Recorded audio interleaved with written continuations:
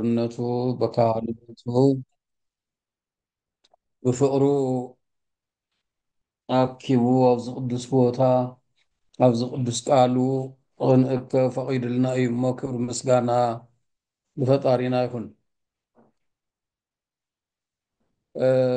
لما عالتي النريو رئيسة مرتنا خون الغل كريستياناوي هيوت لبليو كريستياناوي هيوت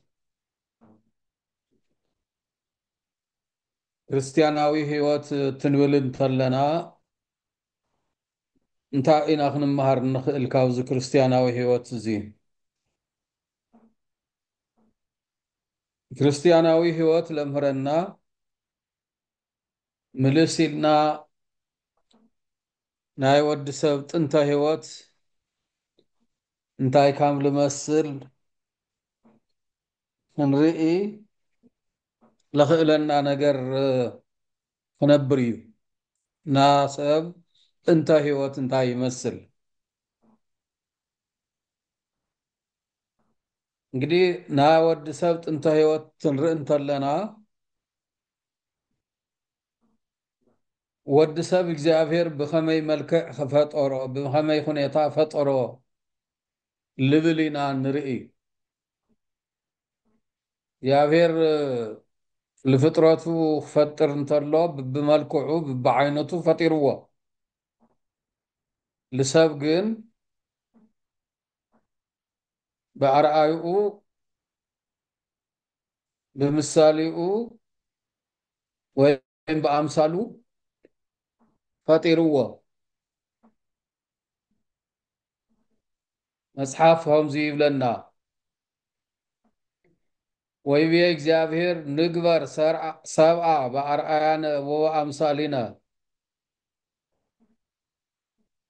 እግዚአብሔር በመልክዕናን በምስልናን ሰብ ንፍጠር በለ ወገብሮ እግዚአብሔር ለጓል እማህያው በአምሳለ እግዚአብሔር ድማ በመልክዑን ሰብ ፈጠሮ ይብል ኣብ ዘፍጥረት ምዕራፍ 20 ማን ሓደ ቁፅሪ 26 27 ነንው ሃይለ ቃል ከምዚ ይመስል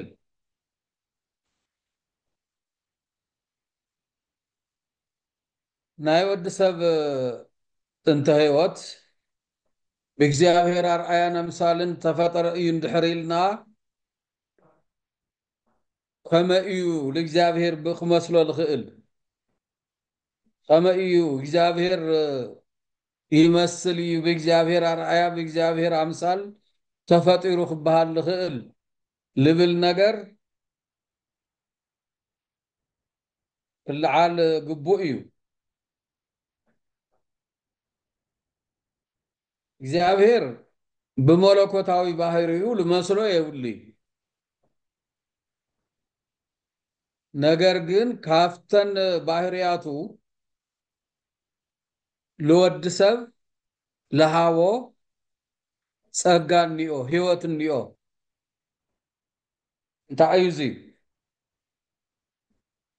እግዚአብሔር ቅዱስ እዩ ሰውን በቅድስና ገይሩ ፈጢርዎ እግዚአብሔር ሕያው እዩ ሞት ልበሃል ነገር በባህሪው ለይስማዕምዖ ሕያው አምላክ ሕማም ሞት ሕልፈት ጥፋት ስቃይ ልመስሉ ዞም ሕዚ ልበጽሕና አለው ነገራት ለይስማዕምዕዎ አምላክ ወዲ ሰብ እውን ካብዚ ኩሉ ሕዚ ለአብኣባና ልበጽሐ ነገር ነፃ ኮይኑ بهيوت كنبر هياو غيرو فطيرو سالساي لباوي غيرو لبام مستوعلي لحسب ايمرو للو حماقي صبقي فليو لفلت فطرات غيرو فطيرو ازي ايوتي ود سب لእግዚአብሔር ለምስሎ ተናሰ ዘም ሰለስተ ነገራት ዘያቶም እዮም ህይወቱ ቅዱስ ነይሩ ካብ ርክሰት ካብ ክፍኣት ካብ ኣምልኮ ጣዖት ካብ ትዕቢት ካብ ሓሶት ዝረሓቐ ቅዱስ ህይወት ነይርዎ ቅዱስ ህይወት ነይርዎ እግዚአብሔር አምሳል ተፈጢሩ ዝበሃለሉ መንገዲ እዚ እዩ ብኻልኣይ ሕያው ለይሞት ኮይኑ ተፈጢሩ ነይሩ ሕማምን ሞትን ሕልፈትን ለይረኽብዎ ገይሩ እግዚአብሔር ፈጢርዎ እግዚአብሔር በባህሪው ሕያው ስለዝኾነ ህይወት ናይ እግዚአብሔር ገንዘብ ስለዝኾነ ካብቱ ባህርያዊ ህይወቱ ሂቡ ብህይወት ክነብር ፈጢርዎ እዚ እውን ለእግዚአብሔር መሲልዎ ማለት እዩ በአርአያ እግዚአብሔር ተፈጢሩ ትበሃል ተሎ ካልኣይ ለባዊ ካብ ካሊእ ፍጥረት ተፈልዩ ዝፍለጠሉ ለባዊ መስተውዓሊ ለባም ሓሲቡ ሕማቒ ጽቡዕ መሚኡ ክፈልጥ ዝኽእለሉ ኣእምሮ ዘለዎ ማለት እዩ እግዚአብሔር ማእምረ ህዋኣት ይበሃል ካብ እግዚአብሔር ልስወር ነገር ፈጺሙ የለይ ኃላፊያት ልበሃሉ መጻእያት ልበሃሉ ኣብ ቅድሚ እግዚአብሔር ግልጽ እዮም ኩሉ ልፈልጥ ኣምላኽ እዩ ሰብ بدرجو كافتاي كاب እግዚአብሔር ልተዋሃወቶ ናይ እግዚአብሔር ያምሳል ለባም ፈላጥ መስተውዓሉ ኮይኑ ክነብረላ ልኽእል ኣእምሮ ተውሂዋቶ ብዙውን ለእግዚአብሔር መሲልዎ እዩ ዛህይወት እዚኣ ናቅድስና ህይወት እያ ነይራ ምስ እግዚአብሔር ተንብሮ ኣብ ቅድሚ እግዚአብሔር ተኽብሮ ህይወት እያ ነይራ እንታይ ደኣ ተፈጢሩ እንታይ ደኣ ኮይኑ ሰብ እግዚአብሔር አርአያ በእግዚአብሔር ምሳሌ ምስተፈጠረ ኣብዚ ሁሉ ጸገማት ንውጽሑ ደኣ እንታይ ይበሃል ልብል ነገር እንተሪኢና ድማ ምኽንያቱን ረኽቦ ክልተ ነገራት ጸገም ልፈጥራ ክልተ ነገራት ካምለለዋ ነስተውዕል ዓብይ ነገር ትዕቢት እዩ እቲ ካልኣይ ነገር እንደገና ለይምስተውዓል እዩ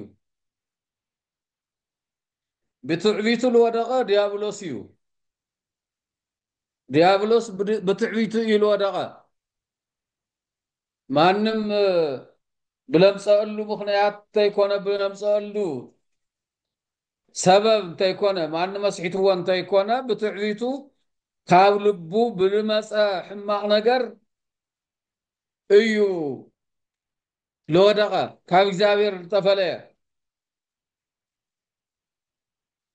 ازي ካብ እግዚአብሔር ልፈልይ ካብ ልፈልዩ ሓደ ትዕቢት ምዃኑ የምህረና ትዕቢት ሕማቕ ነገር እዩ ናይ እግዚአብሔር ፍልስፍና እዩ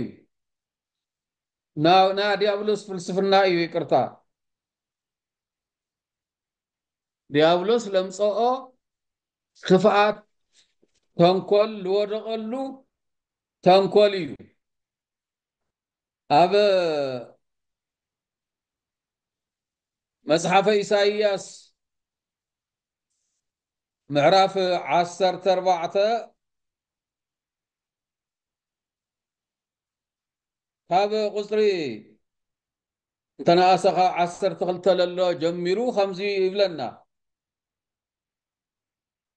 أنت أبروخ خوخب ودو قحتا كميلك أخاف سماي ودقك نسخان أحزاب زوارد كاس سميل كان مدري تدربخا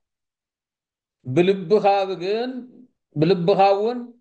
ناب سماي كعرق نزفاني اب لعل خواخبتي جابر لعل كبلو إياه أو وسن سمين أو لعل إنباء ما أكبر قمتية أو لعل دمنات كعرقية نتي يمنا لعل زخانون كمسلو إياه بلكا إزي تتعيد نسراقنا نابت معام قرقاد نافسي أول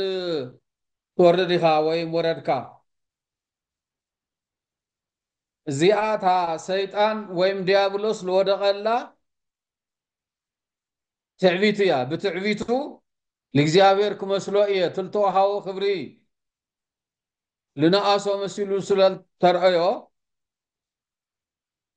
زفاني لكع خامنايو آمسيلة تزرقحي يلو بتعبيت سلال حاسبة لتلعو كمسلو إيه لغال أن يلي يلو سلال حاسبة وديقو آدم يواني لو دقلو اتت انت هيوتهم لسعان اللو دما بلا مستو عليو لا ناي مستو عال صقم لا مستو عال فطر صقم خاو كبروم كواردهم خيلو لسحاتهم اتو ودو كفو صلاي ايو شيطان ايو ነገር ግን ታልሰሓቱላ መንገዲ ግልጽያ ነይራ ምስትውዓል ተልነብር ነይሩ ግልጽያ ነይራ ሰይጣን ለአዳም እንታይ ካምላ አዘዞ በደንብ ይልፈልጥ ስለልፈልጥ ድማ ታልጠየቆት ያ ታልጠየቃ ለሔዋን ልጠየቃ ብቀት ታልጠየቃ እንታይ ትብል ኣብዚ ሁሉ እዋም እዚዶ ክትበልዑ አዚዝኩም ኢሉ ሕያዋይ ልመስል የዋህ ልመስል ጥያቄ ጠየቃ ሔዋን ድማ እወ ካብ ሁሉ ዛፍ ፍረ ክንበልዕ ፈቂዱልና እዩ ነገር ግን ኣብ ማእኸል ገነት ካብ ደላ ዛፍ ፍረኣ ከይንበልዕ ምእንቲ ከይንሞት ኣይትብልዑ ኢልና ከይትሞቱስ ከይትበልዕዋ ከይትለኽፍዋ ኢሉና ኢላ ነጊራቶ እግዚአብሔር ለአዘዛ ስተኻኺላ እያ ተናጊራ ሰይጣን ከንታይ ኢልዋ አይ እግዚአብሔር እኮ ከይትሞቱ ፈሪሑ እንተይኮነስ እንድሕር ደኣ ካብዛ ፍረ እዚኣ በሊዕኹም ዓይንኹም ክኽፈት እዩ ሕማቕ ፅቡቕ ክትፈልጡ ኢኹም ከምኡ ክትኮኑ ምዃንኩም ስለልፈልጥ እዩ ዝኸልከለኩም እምበይ ከይትሞቱ ኢሉ የኾነ ኢልዋ ምስትውዓል ተልነብር ነይሩ እዚ ቃል እዚ የማኣመነቶይ የምተቐበለቶይ ነይራ ብለይ ምስትውዓላ بتنسى لها حساب تقبلا بليعة نسوء لونا بليعتو أن نبرتنا يقدسنا هواتهم سيئنو عينهم بالتخفتا حاتياتهم يوم نورهم يوم للرأيو قليل رأي ونقر يلي ناي برهان لبسهم ناي كبر خدانهم تغنطيطو طرح زبانهم خوينهم نورهم يوم لرأيو حاتياتهم يوم لرأيو بدحريو يو لاو قطقات لاو دور مقيا التجمرة فقايو يحبوا خاف قدم እግዚአብሔር هناي قدسنا هيوت سأنوا كاينا لباب ناي مستوعال هيوت سأنوا تاهياو نتلو ناي سأنوا هذا بحصيرو زين دحر كوينو ኣብ ክርስቲያናዊ ህይወትና ንረኽቦ ነገር እንታይ እዩ ከመይ ጌርና ደኣ እዛ ጥንተ ህይወት እዚኣ ናይ ኣዳም ናይ ሔዋን እግዚኣብሔር ብኣምሳሉ ብኣርኣይኡ ዝፈጠሮም ሰባት ነይሮም ክቡራን ነይሮም እሞ ላብዛ ክብሪ እዚኣ ከመይ ጌርና ክንምለስ ንኽእል ኢና እንድሕር ኢልና ብለይ ምንም ጥርጥር ክርስቲያናዊ ህይወትና ላብዚ ይምልሰና ላፍታ ጥንተ ህይወት እንምለሰላ ላፍታ ንኸብረላ ላፍታ ውሉደ እግዚኣብሔር ንበሃለላ ጥንተ ክብሪ ናይ ወዲ ሰብ ጥንተ ክብሪ ንምለስ ተጠሚቕና ብስሙ ኣሚንና ተጠሚቕና ሕጉን ትእዛዙን ሓሊና ብንነብሮ መነባብሮ እዩ ጥንተ ህይወትና ተቐዲሱ ጥንተ ህይወትና ተመሊሱ ደቂ እግዚኣብሔር ክንበሃል ይግባአና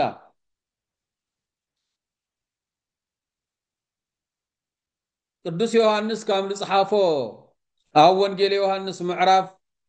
1 ቁጽሪ 12 ነንብቦ ከምዚ ይብል ወለእለሰ ተወክፍዎ ወሃቦሙ ስልጣነ ውሉደ እግዚአብሔር ይኩኑ ለእለ አምኑ በስሙ ነቶም ዝተቀበልዎን ብስሙ ዝኣመኑን ግና ውሉድ እግዚአብሔር ክኾኑ ስልጣን ሃቦም ዛ ስልጣን እዚኣ እያ ላፍቱ ክርስቲያናዊ ህይወት ወይም ላፍቱ ናይ ወዲ ሰብ ጥንተ ህይወት ትምልሰና ዛ ስልጣን እዚኣ እያ ማለት እግዚአብሔር ለሃበና ስልጣን እንግዲህ ናይ ወዲ ሰብ ጥንተ ህይወት ማለት ድማ በባህሪው ርኩሰት ሕማም ሞት ሕልፈት ሓዘን ዘይስማዕምዖ ቅዱስ እግዚአብሔር ንወዲ ሰብ ቅዱስ ገይሩ ፈጢርዎ ሕያው ገይሩ ፈጢርዎ ለባዊ ገይሩ ፈጢርዎ ነይሩ ከምቲ ሕዚ ረአናዮ ውድቀት ገጢምዎ ኣብዚ ክነስተውዕሎ ዝግባአና ነገር እንዮ በአዳሚ ሔዋኒ በደል ምኽንያት 5500 ዓመታት ሙሉእ ካብ ክብሮም ተዋሪዶም ደቂ ሰብ ካብ ክብሮም ተዋሪዶም መንጸፈ ደይን ኮይኖም ይነብሩ ነይሮም ክብሪ ምስጋና ልኡ ይኹን ንሱ ብልኸፈሎ ባዕሉ ብልኸፈሎ ካሕሳ ወሰው እንዘ ጸሩ ንሕና ለእግዚአብሔር ተሳእለና በሞት ወልዱ ንሕና ናይ እግዚአብሔር ጸላእቱ ኮይንና ኣለና ሕጉ ለይንፍጽም ትእዛዙ ለይንፍጽም ኮይንና ኣለና እግዚአብሔር ግን بموت ودو بإيسوس كريستوس يغربلنا تعارقنا بعلو مس بعلو تعارقنا እግዚአብሔር ወልድ ይሉሎ ቅዱስ ጳውሎስ ስለዚህ ናይ አዳም ሔዋኒ በደል ወይም ስሕተት ለ5500 ዘመናት ክብረሲና አሲናቶም ነይራ ልብልኩም ስምዑኒ በደንብ هذا سحتت تنسرح جن ل5500 عامتات يا خوني كاسكال لا يبلو زمن إنا نسنا زاخب رزيا ندحر داوزي تسحيتنا ندحر داوزي ندقاقا خوينا سامت تنتبوتاتنا آدمي هواني التقاقي وندحر تقاقينا أب 5500 عامتات نرخوات تيكونتس لزلالم التفرد نجريات مسألنا لزيو كريستيان لتوهاو صقا لتوهاو خبري عبي سلالخونه للعاله سلالخونه كبرو بالقباء حيزو بتا تنبرل لالقبو هيوت كمرح له كام آدمي هواني خيت موتو خابزي أخي تبلعتو بلهم الله له فتاوي مسيلو خطفهم بالمسألة يتصحيتهم تزاز فطاريهم خام لفرسو كله نحنا لو نايز عالم زيات تطمنا الله مثلنا بحد جوجيت حساسبا إذا عالم زيان نمرس اندحر كوينا ساقمي كبرنا ننقص نسئن للايتو السنة جزين تيكونا لزل عالم كبرنا لسئن الناس راح خين سرح آوزي متنقاق يدلينا مالتيو سلازي كريستياناو هيوت تبهال انتولو ود سب لافتو تنتا هيوتو لافتو تنتا كورو التملسلو هيوتيو مالتيو كريستياناو هيوت كريستيان زخونا كله مؤمن كاهن يكون كالي أقلقالي تطلق صرحو كفصمو زقبا قنوع قدوس فولي زلالماوي خبر زقوانا عصف እግዚአብሔር ዝሕጎሰሉ ተግባር ማለት እዩ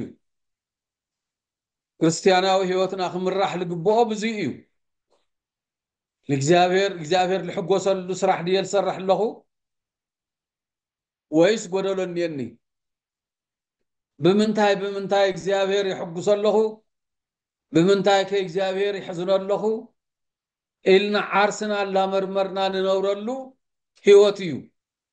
ክርስቲያናዊ ህይወት ማለት ካብ ዓቕሚ ልላዕሊ ኮይኑና እንተይለይ ኮይኑ ኣብ ህይወትና ሙሉእ ህይወትና ካብ እግዚአብሔር ልበለጸ ክብሪ ስለለይ ነብረና ምስ እግዚአብሔር ለፋቅረና ምስ እግዚአብሔር ለስማምዐና ስራሕ ክንሰርሕ ግዴታ እዩ ክብሪ ልባዕልና እዩ ሓደ ሰብ እኮ ይጋገ እዩ እንተጾመ እንተመጾተ እንተሰገደ እንተጸለየስ ለእግዚአብሔር ልሕግዘሎ ነገር እዩ ልመስሎ ለይኮነ እግዚአብሔርማ ፍጹም አምላክ እዩ ካብ ፍጥረቱ ካባና ተሪፉ ካብ ደኽማት ካብቶም ሓያላን መላእክት ትኾነ ለውናይ ሓገዝ ዘድልዮ አምላክ ይኾነይ ልባዕልትና ይኽብሩ ቅዱሳን መላእክት ዘወትር ቅዱስ ቅዱስ ቅዱስ እናበሉ የመስግንዎ መላእክት ስለመስገንዎ እግዚአብሔር ልውሰኸሉ ነገር ለግንዮ ልዕልና ክብሪ የለን ምክንያቱ ሙሉእ እዩ ብባህሪኡ ፍጹም እዩ ብባህሪኡ እግዚአብሔር ኣብ ልዕሊ ክብሪ ልጋነፀፉ ግን እቶም ቅዱሳን መላእክት እዮም ስመ እግዚአብሔር ብልፀውዑ ቁፅሪ ስሙ ብልቀደሱ ብለኽበሩ ቁፅሪ ክብሪ ለጎናፅፎም ልባዕልቶም እዩ ወዲ ሰብ ለውናይ ብሊ ነብሮ መነባብሮ ክርስቲያናዊ ህይወቱ ቅኑዕ እንድሕር ኮይኑ ብቱል ተዋሃበ መምርሒ መሰረት ተጠቃምን ድሕር ልኾን ኮይኑ እግዚአብሔር ልሕግዞ ነገር ምንም ነገር የለይ ልባዕሉ እዩ ለኽብሮ መሊሱ ባዕሉ እዩ ልኽበረሉ አዳሚ ሔዋኒ ክሻዕታል ተሰሓሓቱላ ግዜ ኣብ ለሎ ዘመኖም ልባዕልቶም ከቢሮም እዮም ልነብሩ ነይሮም እግዚአብሔር ልወሰኽሉ ነገር የነበረይ ድሓር ትእዛዙ ብለጉደሉ ግን ክብሮም ስኢኖም ተዋሪዶም ናይ ዲያብሎስ ባሮት ልምዃን በቂዖም ናይ እግዚአብሔር ምሩፃት እግዚአብሔር ልፈትዎም ነበሩ ሰባት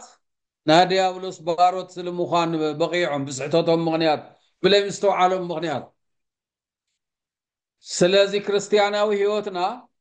ብምስትውዓል ክንሕዞ እዩ ልግበአና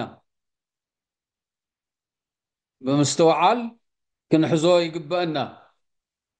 ክርስቲያናዊ ህይወትና بقبو تتحزو يخنبل النخيل كريستياناوي سنة مقبار لمرح هيوت انتهالي النائي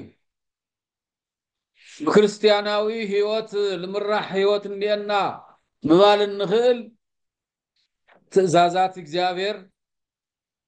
مفصل تخيل نائي بملو لو هوينو جن تهق كل بلنا هققات بملو لا فتسمل نبر سب وحانتي آقن اندحر دقات صحيتو هق بملو آفريس الله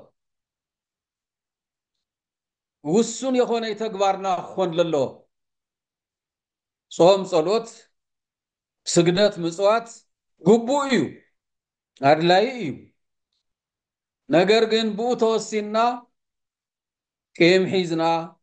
بقال حيزنا فقربيس ليبلنا خوي مهوانا الله فلتنا آي نسو دحنا خالي جزي الله ولنا جزي الله هاونا اندحر نبر كوينا صومنا صلوتنا مصواتنا سجدتنا كنتو يلغون الله كنتو يلغون الله سلازي كافتو እግዚአብሔር ልበና ጽቦ ነገር ሁሉ ሓንቱ እንኳ ብልተኻልና መጠን ማለት እዩ ብልተኻልና መጠን ሓንቱ እንኳ ተይጉደልና ክንፍጽም ይግባአና ዘይትኾን ተሎ እዩ ክርስቲያናዊ ህይወትና ላብጥንተ ህይወት ላብጥንቲ ናይ ወዲ ሰብ ህይወት ትምለስ ምዃኑን ነረጋግጽ ደሃር كامتو أبرا يوحنس معراف عسرا قصرا حمشتل تتقصى أب جزيت ساعة تانا مجرشا هيوت إن رغبة تانا مجرشا خبري إن رغبة الشعوي أمو انتا انتن بكريستياناوي هيوتنا خنفتصمن لقباء كريستياناوي سنة مقبار نبلن نقرات انتاين قدميلنا التوسن نقر آغاقشنا إنا أو سزيكر ممسحنا لرأمنا يوم نطفتات النيو ساعتهم أو ذيكن ريوم لقبأنا نقر انتايو قدوس باولوس كاول بلنا نقر نلا عالمو أب تيتو معراف سلسة قطري حادق عسرت حادق للون ننبو خمسي يبل كما نصدق بصقاه ونرس تصفاه وتزل عالم فقد كما تمهار رومو وتاصنو أمو بصقاه صديقنا نايزل عالم هيوت ورستم انتق نكون ازي امون نجر سلزخوانا نتوم بإجابير ذا آمنو سناي قبرن مقوار انت خطابه نزيس أبقى كاخت مهرام تطنعهم ادلي يقول الله ستمهرام تصنعهم ادلي عاوز جزينا مفزحتو سب نسخات الجاجر لها يمن قد خاي موب زمن قد زي تسخاخل تملس نسخت الجاجر لها زي جاجاني أكم مو تملسي من قد استخاخل الكات الناقر تلها يسأل أكات سب يسأل أكات كاهن نحنا لما سب كي يسأل أن لابلنا كننا قروخ مهروخ معدول قبأنا تكبر انت يفصمنا نحلف لنا قلتيو جيجاي قلتيو لا فرد خافرد يدحننا كاهن ناي مؤمن تكساس ناي مؤمن وقصا ويم ناي مؤمن صرفي فريحو تاب حق اندحل كوينو خافرد يدحني كامنا እግዚአብሔር ተክሳስ كامنا እግዚአብሔር ወቀሳ كامنا እግዚአብሔር ፍርዲ ካብዝ ምድር ለላ ናሚመን ጸርፍ ትقلل ክብር ነግኔላ ያ ከምኡን ሓደ ምእመን ካብ ጌጉኡ ስምሃር ትንገሮን ተሎ أنا يلفلت انتهي تيوكا بلبل ناتعبيت منفس ندحر لقعاز كوينو خبيديو خبيديو اتكاهن انتقسسن توقسا أو زمدرزي لو قسا لخفو يخوني لصقائيو بصقو صديقنا نايزرا علم هيوت ورست انت نكون يلو الله ازيو من نجر سلازخونا نتوم እግዚአብሔር ዘአምኑ ሰናይ ግብርን ምግባር ምእንቲ ክተግሁ ነዚያ ጸቢቕካ ክትምህሮምን ክትግስጾምን እደሊ ኢሉ ኣሎ ቅዱስ ጳውሎስ በዚ እንተ ተሰማሚዕና ኢና ኩሌና ዘለዓለማዊ ክብሪ ዘለዓለማዊ ህይወት ክንወርስ ንኽእል ታ ናይ ጥንቲ ህይወትና ክንረኽባ ንኽእል በዚ እንተ ተሰማሚዕና እዩ ክኾን ልኽእል ክርስቲያናዊ ስነ ምግባር بإمنات صنيعك تسفح صنيعك ناي كفاءات قلبابن حق زي يكونوا مغنياتات انت حوسك بنصوه لبي فغاد اكزافير تفتصملو ناي قدسنا تكباريو فملس هذا نطب زيا كريستياناوي سنة مقبار بإمنات صنيعك تسفح صنيعك ناي خفاءات قلباب وي مغنيات حق زي يكون مغنيات مالتيو تي حوسك بنصوه لبي فقاد እግዚአብሔር تفصملو ناي قدسنا تكباريو ክርስቲያናዊ ተግባር ልባል ስነ ምግባር ልባል እዚ እዩ ክርስቲያናዊ ህይወት ልነጸሉ መንገድ እዚ እዩ ሓቂ ጎይታና ኢየሱስ ክርስቶስ እዩ ሓቂ እዩ ጎይታና ኢየሱስ ክርስቶስ ሓቂ ይሉና እዩ ክርስትና እውን ሓቂ እዩ ስለዝኾነ እውን ክርስቲያን ሓቀኛ ህይወት ወይም በሐቀኛ ህይወት ክነብር ናይ ግድን እዩ ህይወቱ ሓቀኛ ክኾን ይግባእ ኣብ ህይወትና ውሽጢ እንኒ ልብል ካሊእ ሕውስውስ ልብል ነገር ክነብሮ ይግባእ እዩ ሓቂ ጥራሕ እያ እታ ህይወት ክርስቲያን ክትኮን ዝግባኣ ሓቂ እያ እዚኣ እንተኮይና እያ ክርስቲያናዊ ህይወተይ بكريستياناوي هيوتي تأمامينا فانا تنتي ناي ود سب كبري خرخبا إيه للا أمن أو هيوتي وشتي حق انتليو حق انيا مخانين دقنا أنا يخون كمسكر لقباني بعلو يخون يود سب كمسكر لقباس للبعلو هذا أمساخاب كبابي خاللو كمسكر يقبا هاول العلي እግዚአብሔር كمسكر يقبا أنا ما انتهي لني راح إيدي كوئية حاتياتنيا كوئية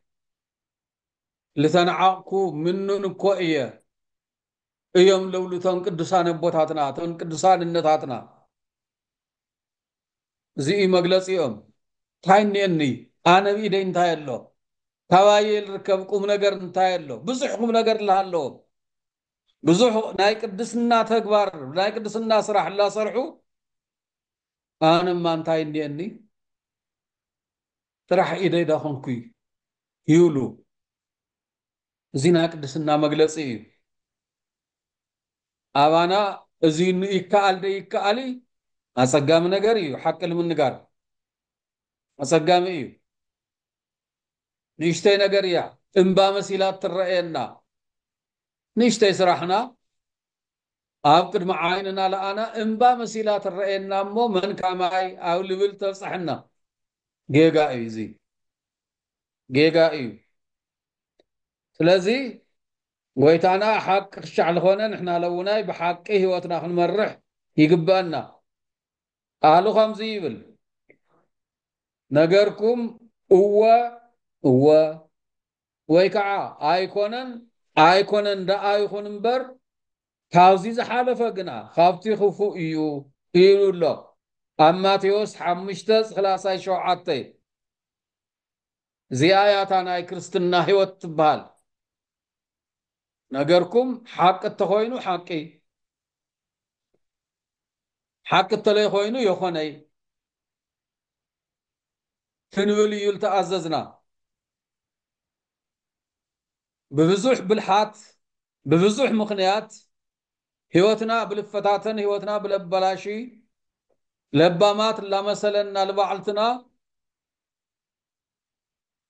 قافتح حق رحيقنا نخدلو من قدي يتن كبصحنا يخلي كبصحنا الخيل انتخوينو أما قد حطياتي الدربينا أو أفقدل يلبصحنا لو قدل يدربينا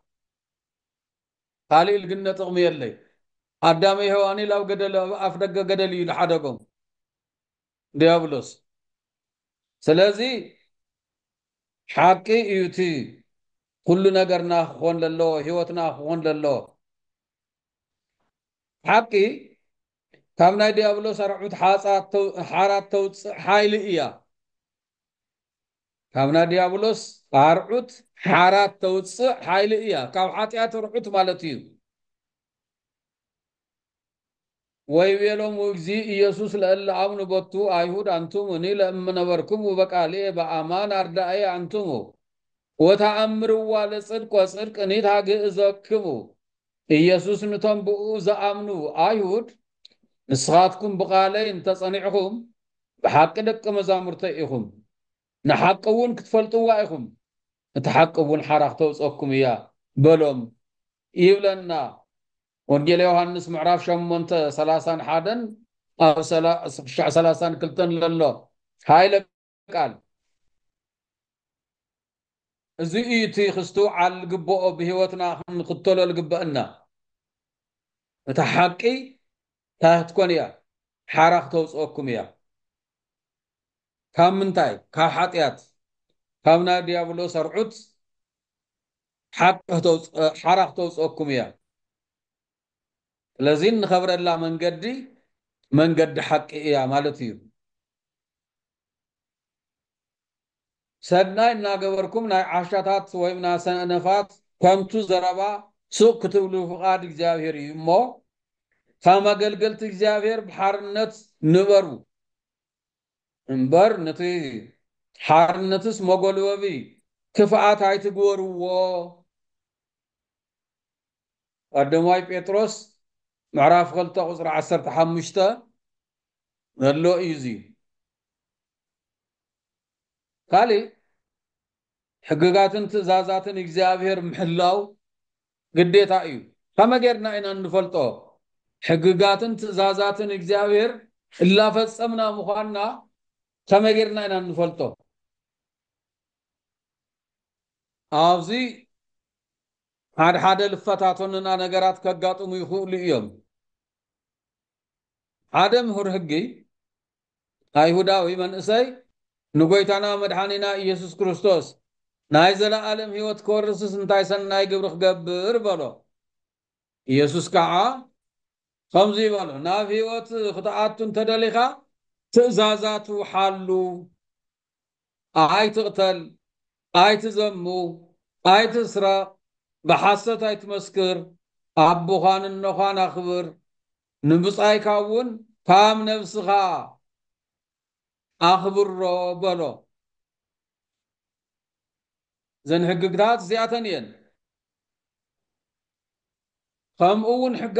ሕግታት ግን ትእዛዛትን እግዚአብሔር ብጥንቃቄ ምፍፃም ከም ዝግባእ ነዚ ኩሉ ዝዘኩም ዘለኹ ነገር ተጠንቂቕኩም ፈጽምዎ ኣብ ልዕሊኡ ሓደ እኳ ኣይትወስኹ ካብኡ እውን ሓደ እኳ ኣይተጉድሉ ይብሎ እግዚአብሔር ዘዳግም ምዕራፍ 12 ቁጽሪ 32 ቀዳማይ ዮሐንስ ምዕራፍ 2 ቁጽሪ 35 ለሎ ምንባብ ንኽእል ኢና ነዚ ኩሉ ዝዘኩም ዘለኹ ነገር ተጠንቂቕኩም ፈጽምዎ ኣብ ልዕሊኡ ሓደ እኳ ኣይትወስኹ ካብኡ እውን ሓደ እኳ ኣይተጉድሉ እዚ እዩ ትቓሉ ኣይጠቕመና ኢልና ክነጉድሎ ንኽእል ሕጊ የለን كاوزي زي حشلنا ببعلتنا فقاد إنم حيشو هقي يلن آي توسهو آي تنبكيو إنا تهلنا نينا إزي كريستياناوي هيوتنا لدليو تكباري خالي انتحر دا أبزي صنعنا نسا آتيخا قدس قربان مقبال إزي قد مهزي سنقاقرنا اللينا قدس قربان مقبال نود سب وسانا نايهوت معراف مخانو قابل على تقليص إيو نزي عمل كيتو دما قويتانا خمزي يبل حق بحق لكم الله امبار منتي اتي حلافي مقب زي كونس منت تود سب زهوكم نزل عالم هيوت زهون مقب صعارو يبل الله بيوهانس معراف شدشتا قصري عسراي حمشتا كشع حمسا شمنتا إلا تنويبنا زينا نركب حلافي مقبل جزيء الخوننا لدلينا نجر يدليكم يولي قويتانا أوزي عنك فيد اللي عنك فات خوننا الخيل قال يخوني بلاي مقبن ورو بلاي سقاوي مقبر يولناي اتوانا خبلنا الدلية زلا علماوي هيوت الخوننا مقبي لو اختقنيو صعارو سنة مقبار صنيعكم بنسها صنيعو نصيحكم سقا ولد እግዚአብሔር ደም ወልደ እግዚአብሔር ተቀቢልኩም ናይ ዘለዓለም ህይወት ውረሱ ይሉለና ኣሎ እዚ ልሙኻን ወዲ ሰብ ምድራዊ ምግቢ አየድል የበለይ ባዕሉ ከም ለበለና ከም ለመሃረና ሲሳየነ ዘለለ እለትነ በሉ ልበለና እኮ እሱ እዩ ባዕሉ እዩ ሐሳብና ጭንቅና ናይዚ ዓለም እዚ ክብሪ ኮይኑ ከይውሰን ናይዚ ዓለም እዚ ክብሪ ብምግናይ ከይንውስኖ እዩ እቲ ብጣዕሚ ኣድላይ ኮይኑ ልነግረና ኣሎ ናይ ንስሓ ጾም ጸሎት ስግደት ምጽዋትን መንፈሳዊ ጥቕሚ ፈሊጥካ ብግቡእ ተጠቃሚ ምዃን ከም ዝግባእ ህዝቡን ኣብ ላዕሊ ተገሊጹ እዩ ነዚ ከዓ ንዞም ቀፂሎም ዘለው ጥቕስታት ብምንባብ ምርዳእ ይከኣል እዩ ይብል ጥቕስታት ለለው ሉቃስ 12 ቁፅሪ 33 11 ቁፅሪ 1-4 ቀዳማይ ጢሞቴዎስ ምዕራፍ 6 ቁፅሪ 17-19 ማቴዎስ 19 ቁፅሪ 16-19 ደሎ እንተንቢብናዮ ልዚ ይጠቕመና እዩ ማለት እዩ እንግዲህ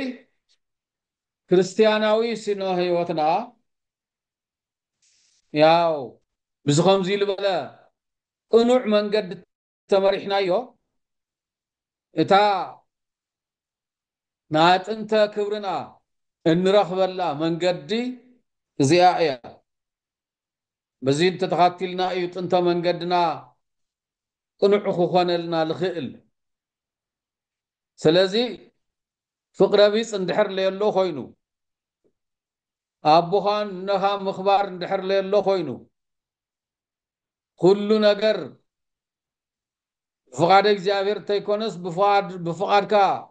ትምርሐሉ ነገር እንድሕር ኮይኑ አጸጋሚ እዩ ልኾን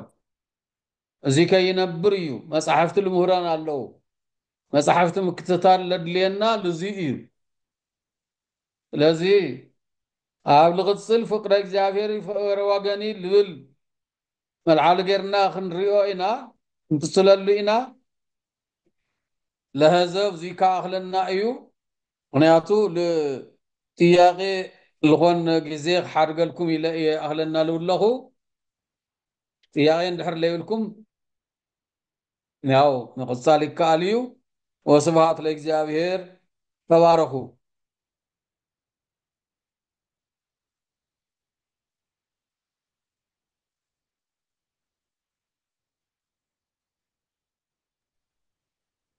አሜን። ቃለ ሕይወት ይስማልና ቃለ ሕይወት ይስማልና ወላዲና ዕድሜ ብጥዕና ይሕብረና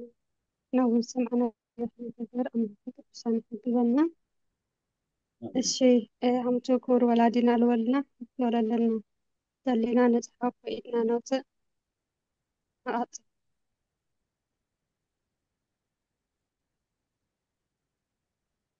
እሺ ኢድ ኣውፂእኹም ዘለኹም ክፍት ኢለ ኣሎ ኩሉ ቀፅል። بسم الله وولد القدس هذا من الأمر قال تسمعنا علي تسمعنا يفتحني بقى. እግዚአብሔር ይፍታሕ እግዚአብሔር ግለጸልክ ኣንስ እቲ ሂዋን ንኣዳም ኣስሽታቶ እትብልስ ከምዚ ሎሚ እናተምሃሩ እናተነገሩ እግዚኣብሔር ክሒዶም እምነት ዝቕይሩ ኣስተምህሮ እናተዋሃቦም እግዚኣብሔር ክሒዶም ናብ ካሊእ እምነት ዝኸዱ ቅድሚ ሕጂ ኣዳምን ሂዋን ኣስተምህሮ ተዋሂብዎም ነይሩ ድዩ? ሸይጣን ከምዚ ከይፈታተኖምስ ሕጊ እዚኣ ከይትወልዒሉ ጥራሕ እዩ እግዚኣብሔር ኣዚዝዎም ከይዱ ክብደል እኒአለ ተጋገ ይቅርታ። አይ ጽቡቅ እዩ እቲ ልጥያቅ ጥያቄ ጽቡቅ እዩ ነገር ግን ክፍለጥ ልግብኦ እንታይ እዩ እንድሕር ደኣ ካብዚኣ ከይትበልዑ እንድሕር ደኣ ካብዚኣ በሊዕኹም ክትሞቱ ኢኹም ኢሉ ኣዚዝዎም እንድሕር ኮይኑ ካብዚ ዝበለፀ ትምህርቲ የለይ ካብዚ ዝዓቢ ትምህርቲ የለይ ክነብረ ይኽእል እዩ ትለዓበየ ትምህርቲ እዚ እዩ ሰብ ብዙሕ ስለልተነገሮ ይድሕን እዩ ንእሽተይ ስለልተነገሮ ኣይድሕን ይልበሃል ህጊ የለይ እግዚአብሔር ከምኡ የበለይ ስለዚ ታ ትክክለኛ መምርሒ ታ ትክክለኛ ህግ ክሕልውዋ ልግብኦም ነገር ተነጊርዎም እዩ እንዲያውም ብዙሕ ተልንገረም ነይሩ እንታይ ልብል ምክንያት መፀ ነይሩ በዚሕዎ ምስ ረሲዖምዎ ክኾኑ ይኽእሉ እዮም ስለልበዝሐ ረሲዖምዎ ሓዲኡ ክርስዕዎ ይኽእሉ እዮም ናይ መጀመርያ ትምህርቲ ስለዝኾነ ክበሃል ይኽእል ነይሩ እዚኣ ግን ያው ኣይትብልዑ ከይትሞቱ ኣይትብልዑ እዩ ልበሎም ናይ በረከት ሕጊ ሂብዎም እዩ ናይ በረከት ትምህርቲ ሂብዎም እዩ ብዙሑ ተባዝሑ ንምድሪ ምልእዋ እንስሳት ኣራዊት ግዝኡ ሁሉ ኣብ ትሕቲ ኢድኩም ይኹን ካልእ እንደገና ንምድሪ ፅዒርኩም ኣልምዕዋ ኢሉ ትምህርቲ ሂብዎም እዩ ተፈላለየ ስለዚ ትምህርቲ ንእስዎም የኾነይ ካብዚ ስሕተት እዚ ዝወደቁ ትምህርቲ ስለልነኣሶም የኾነይ ንመላእክቲ ዶ እንታይ ልብል ትምህርቲ ምሂርዎም ልብል መፅሓፍ እኒኦ እዩ መላእክቲ እኮ ከምኣቶም ብቅድስና ብንፅህና ብህይወት ክነብሩ እዮም ተፈጢሮም ስለዚ ካልተነገረቶም ነገር ኣጽኒዖም ተልሕዝዋ ካብዚ ዝበለፀ ትምህርቲ ኣይመድለዮም እዩ ነይሩ ዓብዪ ትምህርቲ እዩ ዝተዋሃቦም እዩ እቲ ክበሃል ልግብኦና ንስኽል ተጋገኽዮ ነገር የለይ ትኽክል እዩ ኣቀራርባኺ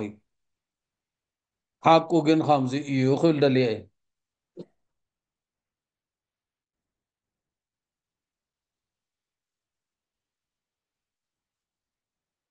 ኣሊእ እሺ ክብረት ይሃበልና ክብሪ ወላዲና ካሊእ ኸ ሕቶ ለለና ኣለና ደይ ኢድና ነውፅእ ወይ መፅሓፍ ክብሪ ወላዲና ከይንሕዞ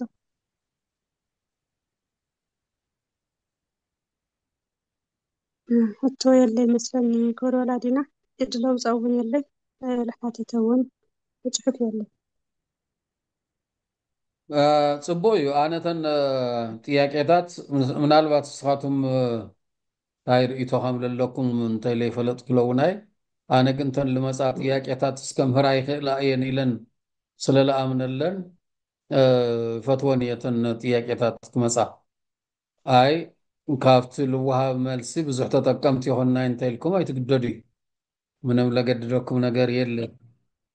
ኩሉ ግልፂ እንተኢልኩም እንደገና ከምኡ እዩ ምንም ፀገም የለይ ስለዚህ እዚ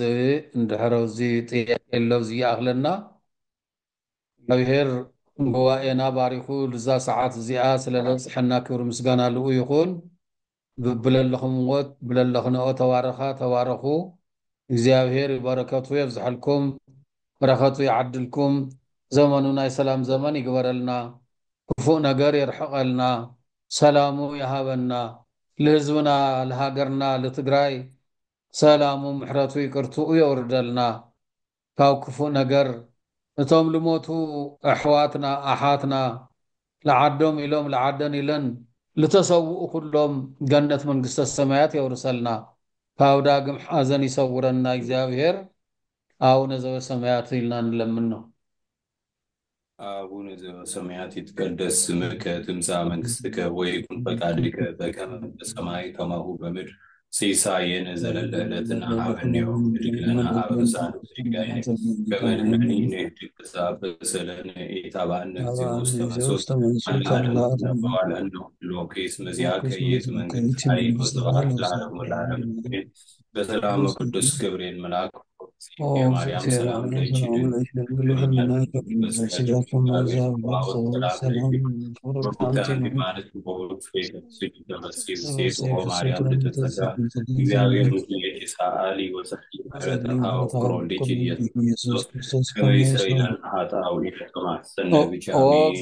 ኢየሱስ ክርስቶስ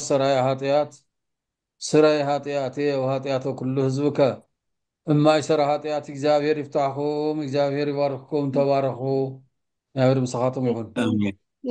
አሜን አሜን። ይፍትሐና ይባርኩና ክብሮኩና እግዚአብሔር ይባርክኩም እግዚአብሔር ይፍታሕኩም ማ ይሰራ ኃጢአት አሜን። ቃለ ሕይወት ይስጥልኩና እግዚአብሔር ይባርክኩም እግዚአብሔር ይፍታሕ ማ ይሰራ ኃጢአት እግዚአብሔር ይፍታሕ ይፍትሐና ይባርኩና ክብሮኩና ቃለ ሕይወት ይስጥልኩና እግዚአብሔር ይባርክ آمين آمين حلونا آمين كلنا حلونا تباركوا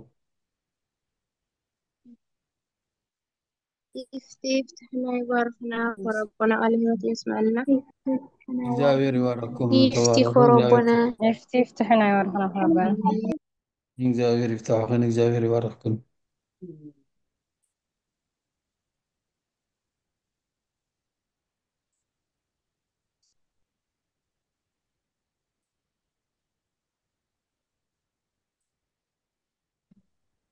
شبر معلتي هنا لهم ربنا خبرت هالنا سلام على والش سلام رحمنا آمين آمين آمين من هذا يزيم لنا